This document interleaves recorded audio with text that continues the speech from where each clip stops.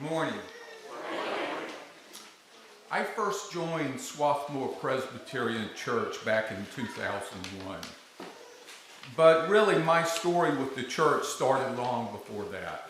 I grew up in Tarboro, North Carolina, at Howard Memorial Presbyterian Church, a small congregation that honestly reminds me a lot of SPC. It had that same welcoming spirit, that same sense of community and quiet strength.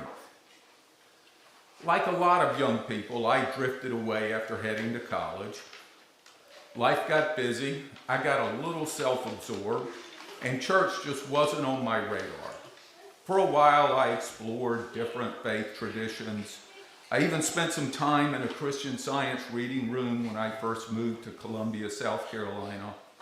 But eventually, I drifted again, and then I became a parent. I suspect I'm not the only one here who found their way back to the church because of their children. Once a parent, I realized I wanted my child to have what my parents had given me, a loving church home, a place where she could grow up surrounded by faith and community. If not for Swarthmore Presbyterian, I honestly don't think I'd still be living here in Swarthmore today. My life these last 20 years would have looked very different. When I hit a few bumps in the road and found myself a single parent with full custody, this church became something I hadn't expected. It became my safe harbor, and it became my daughter Lily's safe harbor too. There's a line right on the church homepage that I love, and it says, Swarthmore Presbyterian Church, striving to be the body of Christ, here and now, ready to serve.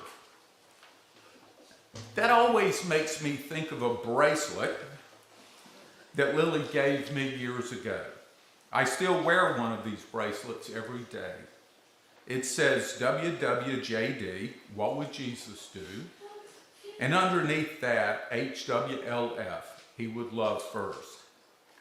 Now, when I first started wearing it, I'll admit, it was sort of a protest. I was frustrated by watching public leaders talk loudly about their Christianity while pushing policies that did not feel very Christ-like. I wanted to wave my wrist and say, really? Are we loving first? But over time, that bracelet became something very different. It turned into a quiet reminder, a daily nudge that I need to love first, that I need to strive to be like Christ in my own words and actions. And I'll be honest, I don't always do a very good job at that, but I shudder to think how I might act sometimes if I didn't have that reminder right here on my wrist. Swarthmore Presbyterian gives me that same kind of reminder, to pause, to center myself, to love first. This church is beautiful, it's peaceful, and it's nurturing in a way that's hard to put into words. The clergy, the staff, the congregation, they are a source of comfort and encouragement. And the work this church does, not just here in the pews, but in the community and around the world, it gives me a deep sense of peace because I know I'm part of something that truly helps people. All of us here live with this quiet assurance that if life gets hard, if we need help, a ride to the doctor, a meal, or just someone who'll listen without judgment, it's here for us. And that's the beauty of SPC. It's a given until it's not. And the truth is, it only stays that way because of all of us, because of the time, the service, and yes, the financial support that keeps this church strong. Without those gifts, this safe harbor we've built together cannot continue. When I was a kid back in Tarboro, I had a paper route.